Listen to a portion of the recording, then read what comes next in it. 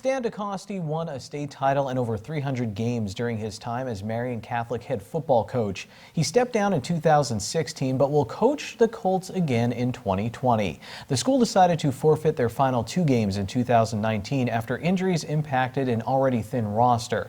I recently talked with Standard Speaker Sports editor Dave Seamon about the situation at Marian and smaller rosters at other schools as well.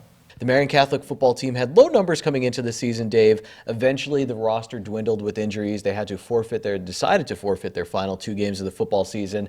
Head coach Pat Morgan steps down, and then Stan Dakosty says he's coming back. He'll be the head coach after talking with his family and that. And then Marian supports Pat Morgan's, and head coach Stan Dakosty even made it a point, I think, in your article to say, hey, listen, we think Pat did a great job in that, but we're going to tackle these issues moving forward. Yeah, I mean, Stan's the obvious choice to make that work. I mean, he has so much passion for that school, and it comes out in every word. I mean, I talked to him on the phone, and you could tell he wanted to get right to work, roll up his sleeves that day. If anybody was, everybody was disappointed, anybody in the Marian family with what happened this past season, but I think it hit Stan more personal, at a personal level, because of all the work and time and years that he put into that program. And if anybody's going to try to bring that program back, it's Stan. And I know he wants to be the lead guy at that, but he's going to have a lot of help as well. There's a lot of people that are, they do have a big passion for that school. They went to that school, they played football at that school, they graduated there, they became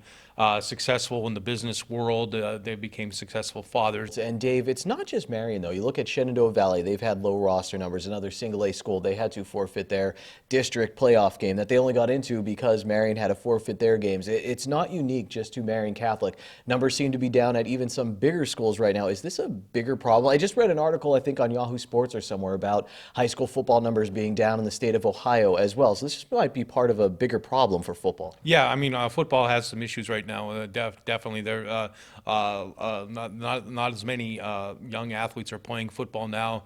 You have the domination of the travel sports scene in soccer and in basketball and baseball especially, and parents see that as a chance. So the kids won't have the opportunity to get hurt as much. I mean, you look, it does happen. It happens in every sport, but football, it's more pronounced. The head injuries, the concussion studies, and there are a lot of parents worried. They want their sons to have the best opportunity, and they don't think that comes with football right now. And it's unfortunate because I played football as a youngster too, and if you have good coaches and teach it right, it's a great game to play. It's a great example of teamwork. Everybody having to do their job to make the whole team work.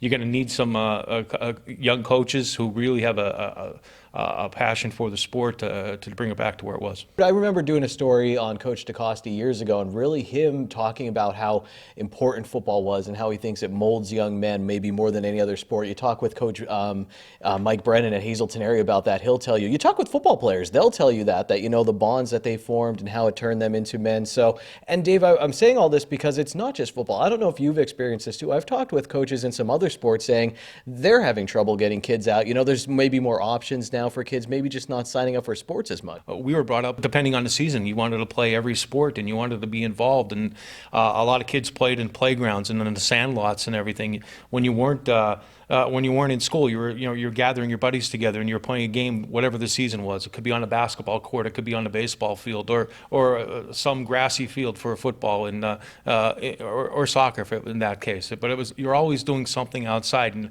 I think kids have lost that interest to be outside and being with one another and playing games. The games they play now are in front of a video screen or on their phones, and that's unfortunate. And it makes me sound like I'm old or whatever, but that's just how I was brought up. I'm just trying to give you the difference between today's kids and when we grew up, because you enjoyed playing the games, but now kids have other options right now, and right now they're not leaning towards sports. Yeah, maybe it's just the next evolution, Dave, and maybe sports just have to figure out how to survive in these times. You can read Dave's interview with Stan Dakosty at standardspeaker.com and watch him every week on our sister show, Community NEPA News. From our SSPTV studio, I'm Ken Kerr, and now here's Ron Marchetti with more local sports.